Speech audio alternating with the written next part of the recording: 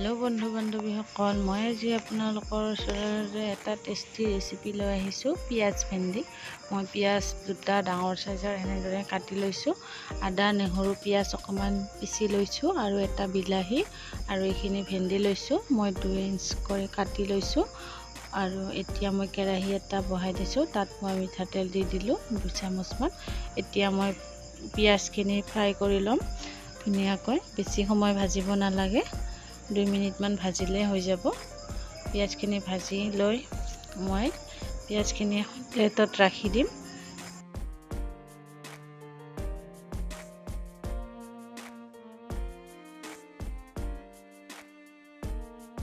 এতিয়া মোৰ পিঁয়াজখিনি ভজা হৈ গৈছে। এতিয়া মই প্লেটখনত নমাই ল'ম। তাৰপিছত মই এইটো কেৰাহীতে আৰু অকণমান তেল দি দিছোঁ। এতিয়া ভেন্দিখিনি মই ফ্ৰাই কৰি ল'ম। ফ্ৰাই কৰি 5 মিনিটমান ফ্ৰাই কৰি ল'ম।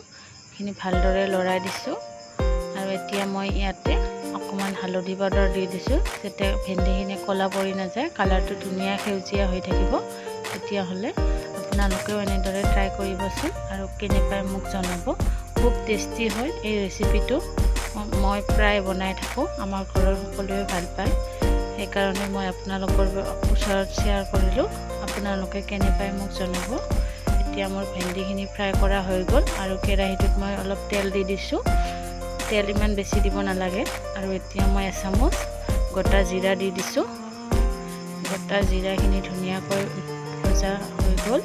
হৈ যোৱাৰ পিছত মই ইয়াতে আদা নহৰু পিঁয়াজখিনি যে মিক্সিত পিচি লৈছিলোঁ সেইখিনি মই এড কৰি দি দিছোঁ। এড কৰি দি ভালদৰে লৰাই দিম।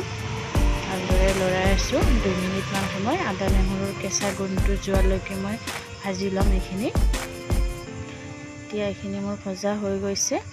তাৰপিছত মই ইয়াতে এই বিলাহী মিক্সিত মাৰি লৈছিলোঁ যে বিলাহীখিনি এড কৰি দি দিম আৰু ভালদৰে এইখিনি মিহলি কৰি ল'ম। তেতিয়ালৈকে ভাজি থাকিম যেতিয়ালৈকে বিলাহী আৰু মছলাখিনিৰ পৰা ভালদৰে ভজা হয় আৰু তেলখিনি বুৰণি উঠে, তেতিয়ালৈ মই ভাজিম। এতিয়া মোৰ এইখিনি অকণমান সময় থৈ দিম, ধুনীয়াকৈ ভজা হৈ যাব।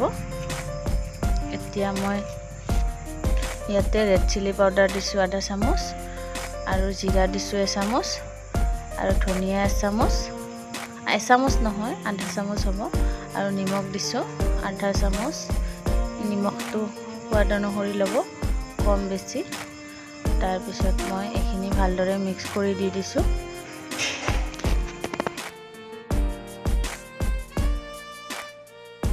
এতিয়া মই ইয়াতে এবাটি পানী দি দিছোঁ সৰু বাটিৰে। পানী ইমান বেছি দিব নালাগে, গ্ৰেভিটো শুকান হ'ব। তাৰ কাৰণে মই এবাটি পানী লৈছোঁ। এতিয়া পানী নালাগে। আৰু এতিয়া মই এটা সৰু চাইজৰ বিলাহী এনেদৰে সৰু সৰুকৈ কাটি লৈছিলোঁ। তাৰপিছত এইখিনিও মই ইয়াতে দি দিলোঁ। এতিয়া অকণমান উতলিব দিম। এতিয়া মই ইয়াতে আগতে ফ্ৰাই কৰি লোৱা ভেন্দিখিনি এড কৰি দি দিছোঁ। ভেন্দিখিনি ধুনীয়াকৈ ইয়াতে দি দিলোঁ। এতিয়া 5 মিনিটমান সময় সিজিব দিম। ভালদৰে সিজিব ভেন্দিখিনি আৰু মছলাখিনি ভেন্দিৰ ভিতৰত লাগি যাব। তেতিয়া খাবলৈ খুব টেষ্টি হ'ব। মই ইয়াতে ফ্ৰাই কৰি লোৱা পিঁয়াজখিনি দি দিছোঁ। পিঁয়াজখিনিও ভালদৰে মিক্স কৰি লৈছোঁ।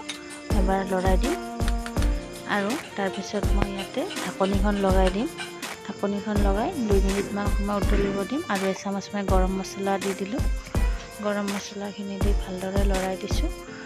পিছত মই ইয়াতে ঢাকনিখন লগাই 2 মিনিটমান সময় ৰাখি দিম। এতিয়া ভালদৰে উতলিছে আৰু আমাৰ ভেন্দি পিঁয়াজখিনি একেবাৰে ৰেডি হৈ পৰিছে। গৰম গৰম ভাতৰ লগত পৰিৱেশন কৰিলে খুব টেষ্টি লাগে। আপোনালোকে এবাৰ প্লিজ ট্ৰাই কৰিব আৰু কেনে পায় মোক জনাবলৈ নাপাহৰিব।